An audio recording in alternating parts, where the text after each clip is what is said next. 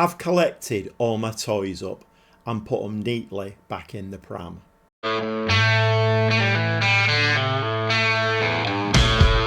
Welcome back to the Gobby Gaffer, and it's part 17, and yes, I'm still here at Lille.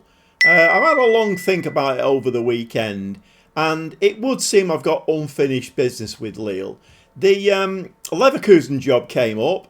They won the Bundesliga 2 consecutive seasons. They were after a manager. Could have gone for that one, but I don't know. I've got a 5-star striker that I would love to see bang loads of goals in.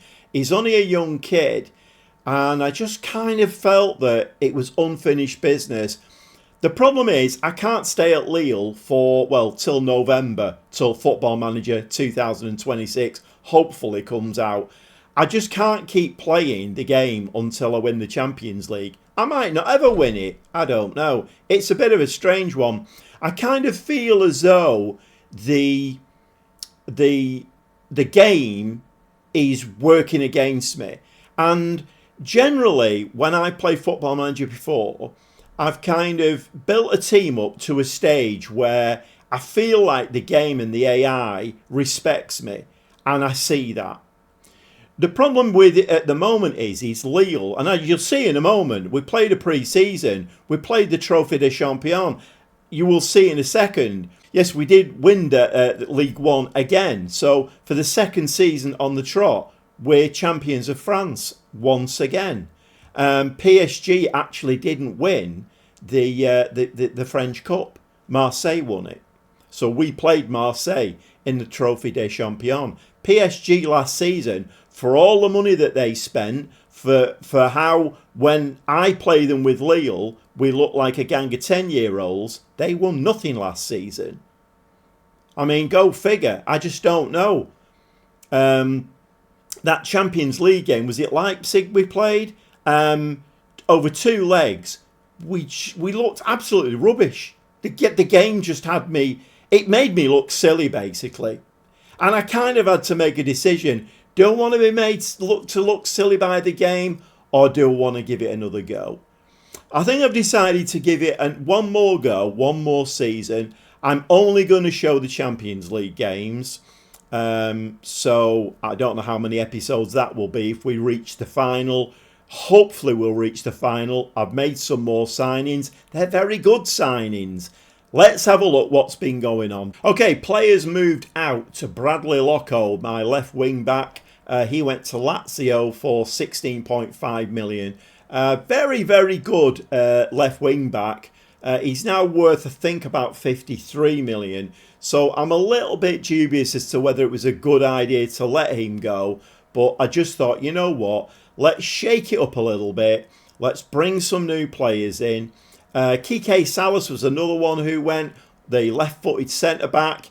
Because Bitsiabu and Branthwaite had a fairly injury-free season, Salas didn't get an awful lot of game time. He was banging on my door. I did even play him at left wing-back at stages, because you know what football managers like, and wing-backs, they just don't. It's like oil and water. They just don't get on at all. So Salas did play some games at wing-back. However, he went 38 million.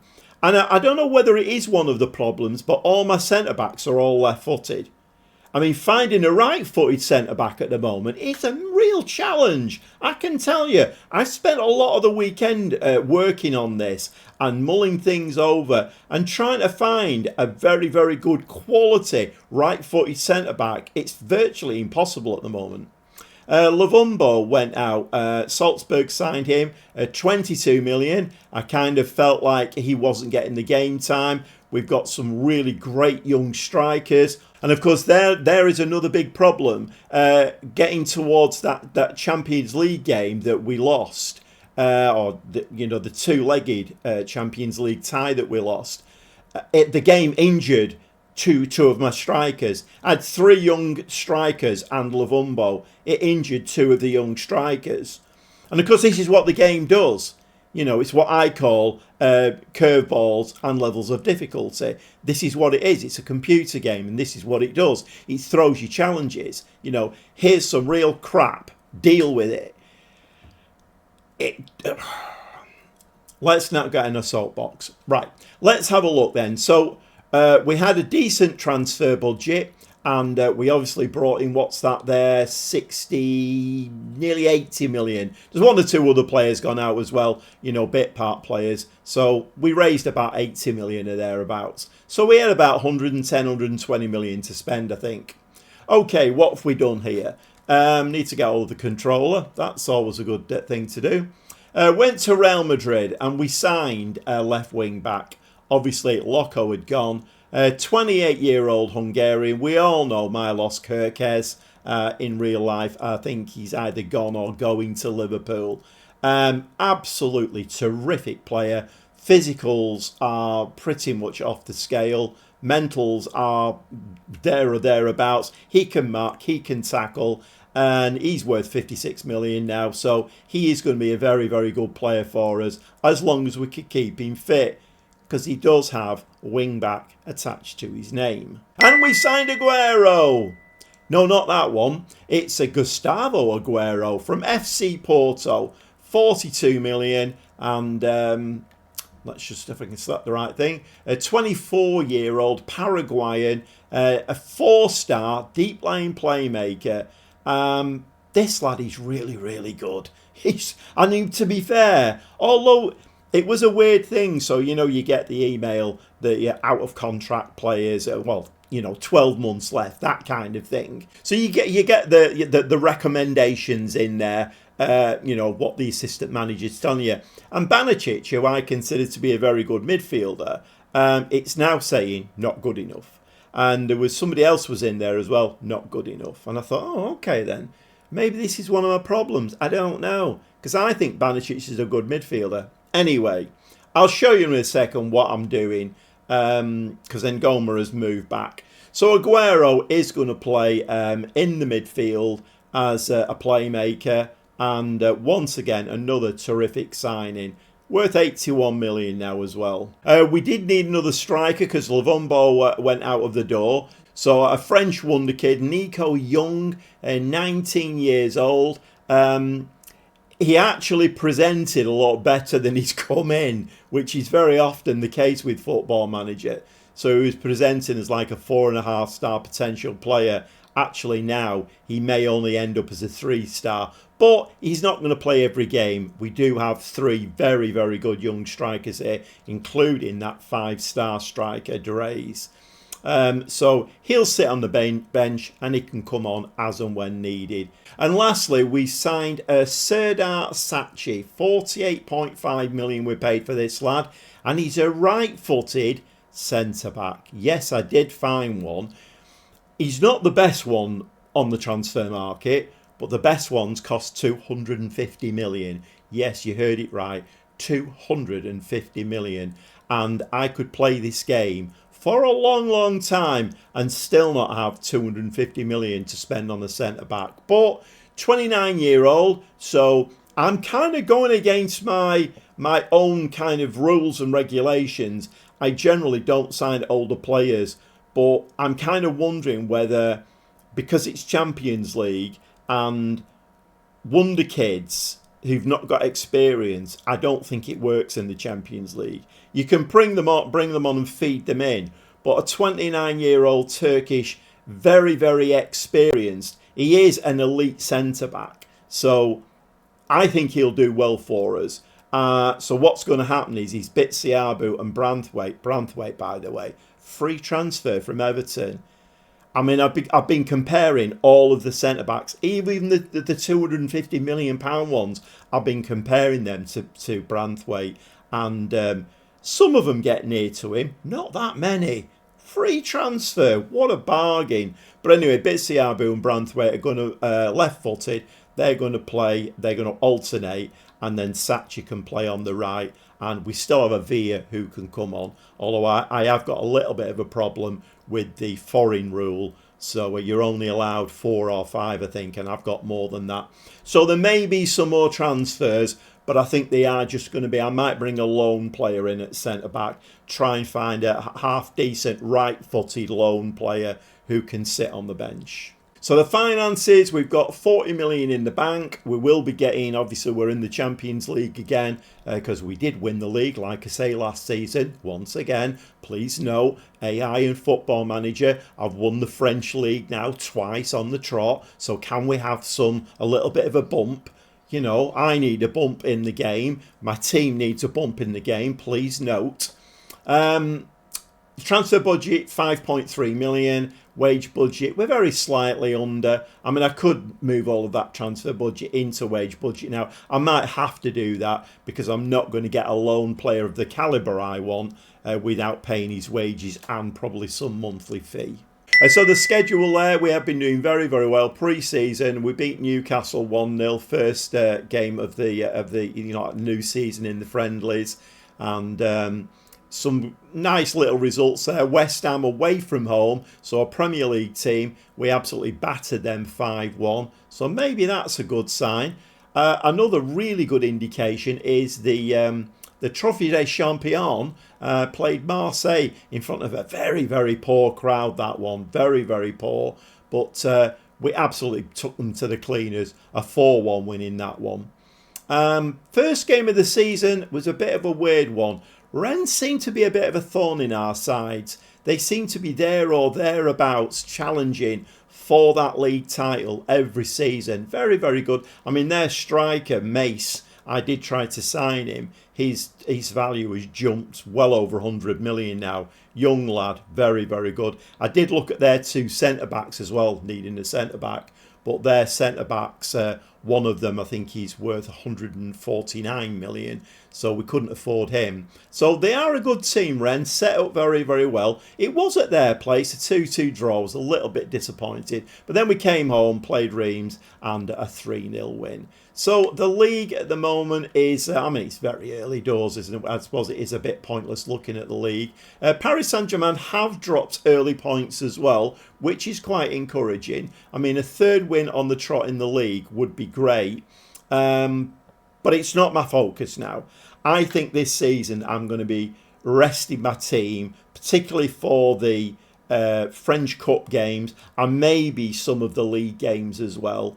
And I'm going to save my best players for the Champions League because I'm getting a little bit of, I'm getting a bit sick and tired of when we come to play the important Champions League games or PSG or whatever, we become Sickno FC. I'm getting a little bit tired of it. It's getting a bit boring and frustrating.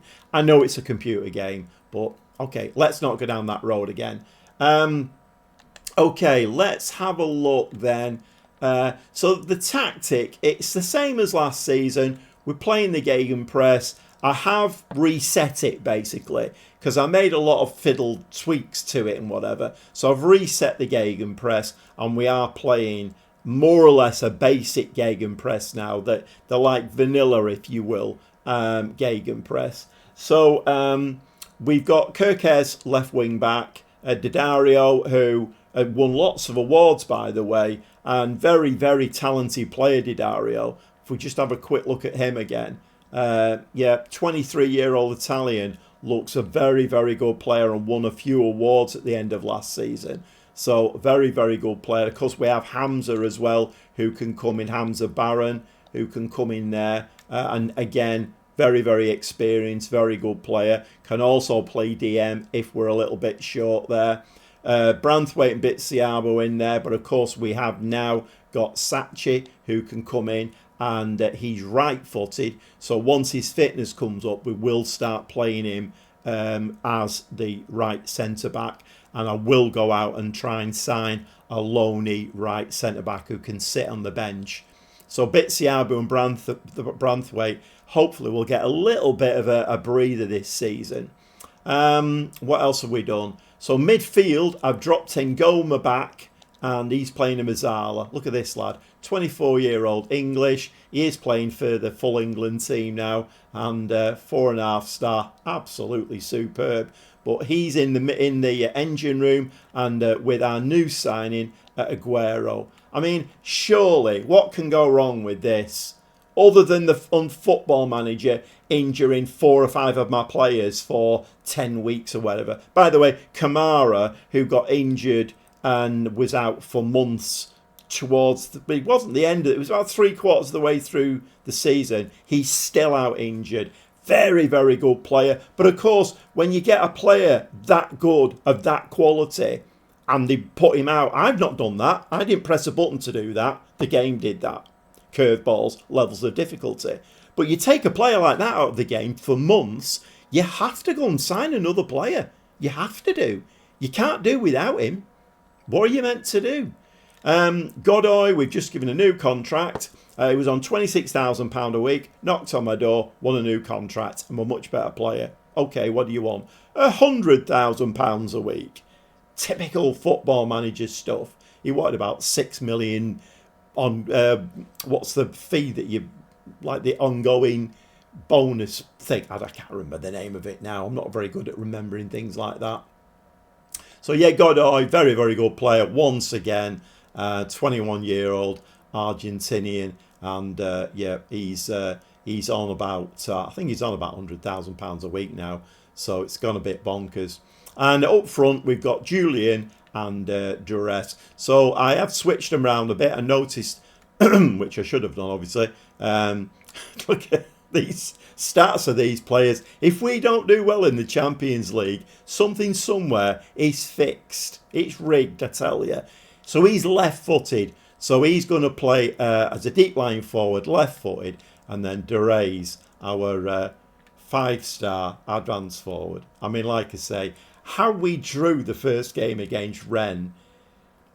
I mean, it's curveballs and levels of difficulty to a frustrating level. This team should be winning. Well, we have. We've won absolutely everything in France. Absolutely everything. We've won that. We won the Europa League, and then we won that South American tournament. We won that. The only thing we've not won is the Champions League. No wonder I threw my toys out of the pram. No wonder. Okay, a massive catch-up for you there, and the decision that I've made. I have to say, if anybody comes knocking with a big club, I am going to look at it. But as of yet, even though I've had massive, massive success in France, not one single club has come in for me. Not one. I mean, I think I'm a 3.5, 4-star manager now. Not one single. Nobody's interested in the manager who has won the French title twice, has won the Europa League, Trophée des Champions, French Cup. The list goes on. I've won everything there is to. Anybody knocking on my door? Not a soul. Not a soul. So even Leverkusen, although the top candidate for that was Pep Guardiola, by the way. So I mean, am I going to pit myself against Pep Guardiola? Probably not. But anyway, if any top jobs come along, I probably am going to think very seriously about it, because I don't really want to be doing this forever. And if the game is going to work against me, and that's the reason I'm carrying on, because I feel like the game is really trying to screw me badly. And I don't think there's too many times I've had this in Football Manager. So unless I'm doing something very badly wrong, playing players out of position or playing the wrong formation for them or whatever, I don't know. I don't think I'm doing anything wrong. But in the Champions League, the game is, like I say, it's trying to screw me. That Leipzig game was just ridiculous. Last 16, and we perform like a team of 10-year-olds who'd never seen a football before. Quite ridiculous. Quite ridiculous. So no wonder I threw my toys out of the pram. Okay, we're going to give it one more season, and if we don't win the Champions League this season, there will be a new save. It's not even off to another club. There will be a new save. I'm trying to come up with something exciting and interesting that will take us through to, well, getting on for November, by which time, hopefully, a new shiny version of Football Manager will be out. And aren't we all looking forward to that? Well, I am. We'll see you for the first 2 Champions League games.